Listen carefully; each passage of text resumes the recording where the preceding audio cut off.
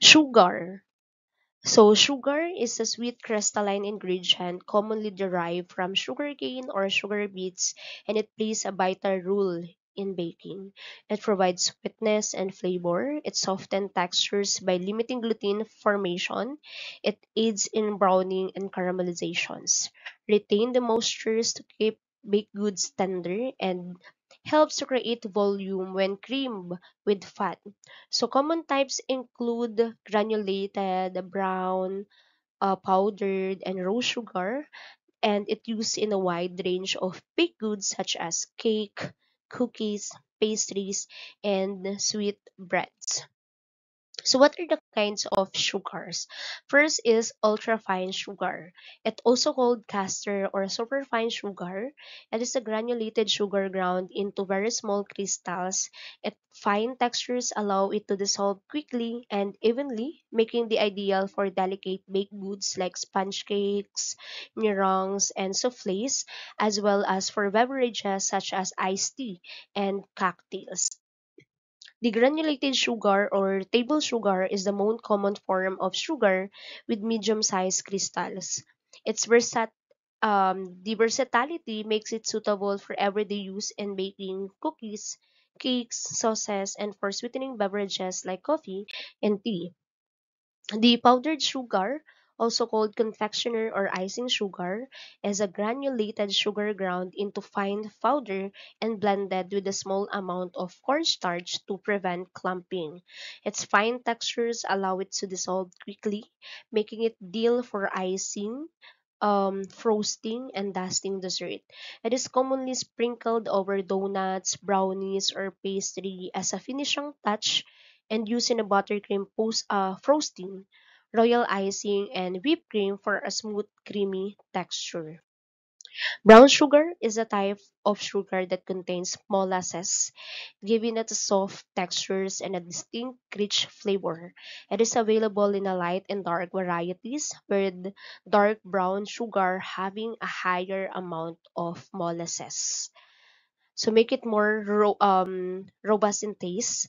Brown sugar is commonly used in cookies, cakes, sauces, and marinades, adding moisture, color, and caramel-like flavor to baked goods and dishes. The invert sugar is a liquid sweetener made by breaking down sucrose into its component sugar, also glucose and fructose. So this process makes it sweeter and more soluble than regular sugar, and it helps retain moisture, preventing crystallization in confections. So invert sugar is commonly used in candies, ice cream, syrups, and baked goods, providing smooth textures, longer shelf life, and enhanced sweetness. So what is the effects of sugar? So sugar plays a several important roles in baking. It tenderizes gluten, making baked goods softer and more delicate. Sugar also contribute to browning and crisping through caramelization and the Maillard reaction, giving products an appealing color and textures. Additionally, sugar helps retain moistures, allowing baked products to stay fresh longer by slowing down the staling processes. Now, leaveners are ingredients that produce gas, usually carbon dioxide or steam, causing dough and butter to rise and expand, making baked goods light, airy, and tender. So, leavening can be achieved through biological, like yeast. Chemical is baking soda or baking powder, then physical, like steam or air means. A leavening agent or leaven is an ingredient that causes dough or batter to rise by producing gas, creating light and airy baked goods. Leavening can be biological, as I said earlier, so it can be from yeast. Then when we say chemical, it can be from baking powder or baking soda, or physical could be steam or air. So these agents are essential for achieving proper textures, volume, and tenderness in bread, cakes, and pastries. So we have different kinds of leavening agents. First is the air. So it is a physical leavener that gets trapped in the mixtures during beating, whisking, folding, or sifting. So when heated in the oven, this air packet expand, causing the production to rise. So it is one of the simplest and most natural leavening agents. Then steam. So water in dough or batter turns into vapor during baking, expand and making the product rise. So it can be used in cream puffs, eclairs, popovers, steam buns. But note, it comes naturally from water, milk, or eggs, not a commercial product. Chemical leavening agents, it is the substance that release carbon dioxides when reacting with moisture, heat, or acids, making baked goods rise. So for the types and example, we have baking soda. It is a single acting, needs an acid to react. It's used in cookies, pancakes, quick breads. The baking powder, it is a double acting. It reacts with liquid and heat. It's used in cakes, muffins, and cupcakes. Yeast, it is a living microorganism or what we call fungus that ferments sugar in dough, producing carbon dioxide and alcohol, which make baked goods rise and adds flavor. Example in use in breads, rolls, pizza dough, donuts, and fermented beverages like beer and wine. So we have different kinds of yeast. First is compressed yeast, it's also called fresh or cake yeast. It is a moist, highly active form of yeast, like 70% moistures, that must be refrigerated and used quickly. So it can be used in breads, dinner rolls, and sweet yeast dough for strong fermentation and the fresh yeast flavor. The dry yeast, a dehydrated form of yeast with long shelf life, active when mixed with warm water or liquid. Types include active dry yeast, needs proofing, and instant yeast mixes directly with flour. So it can be used in breads, pizza, cinnamon rolls, and other yeast leavened baked products. So prepared by home bakers for easy storage. Liquids.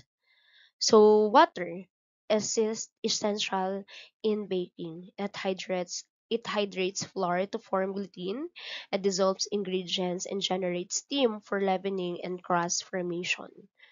Activates gluten and yeast in bread, binds flour and fat in pastry without over developing gluten. Milk, it provides moisture, flavor, color, and nutrition. Its protein, fats, and sugars improve textures, aid browning, and enrich baked goods. So it strengthens bread dough, it softens crumbs, it enhances cake creaminess, and it adds tenderness and browning in pastries. Now let's proceed to the eggs. So eggs provide structures, moisture, richness, color, and leavening. So whites add volume, yolk add fat, tenderness, and emulsifications. So it can be used light and airy cakes, custard and flans, enriched breads and pastries. So this diagram shows the internal and external part of a chicken egg. Here are the labeled parts and their functions. When we say shell, it is the harder outer covering made mostly of calcium carbonate. It protects the egg. The outer membrane and inner membrane, this lies just beneath the shell and acts as a barrier to bacteria and protects against moisture loss. Then air cell, it is a packet of air formed at the wide end of the egg. It gets larger as the egg ages. The albumen or egg white, the clear liquid surrounding the yolk, it provides cushioning and protein for the embryo. Then the yolk, the yellow part, it contains nutrients for the developing embryo, including fats, protein, vitamins, and minerals. Then the vitelline membrane, It is a clear casing that holds the yolk together.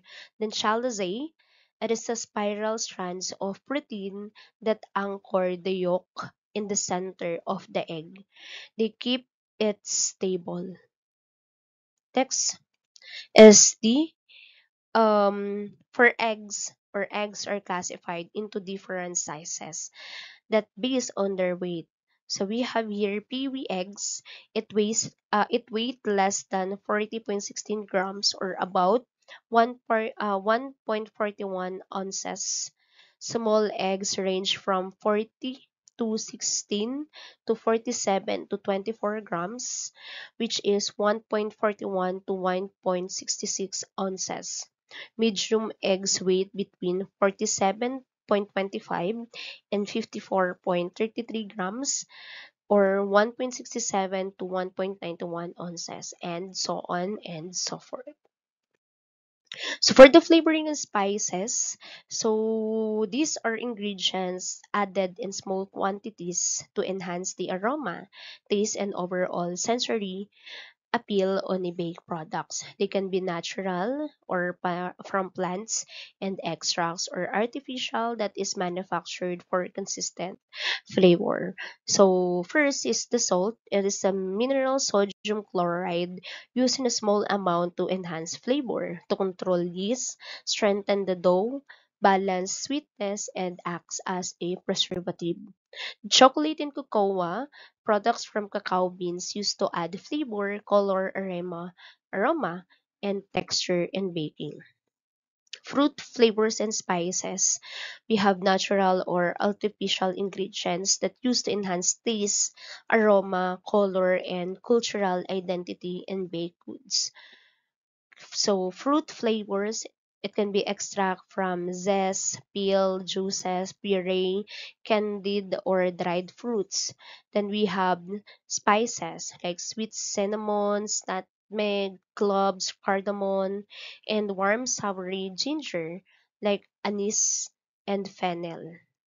So the function is for flavor and aroma, to balance the sweetness and richness. So if you have any questions or need clarification on the ingredients of or their functions in baking, please take note of them and we will answer them during our face-to-face class.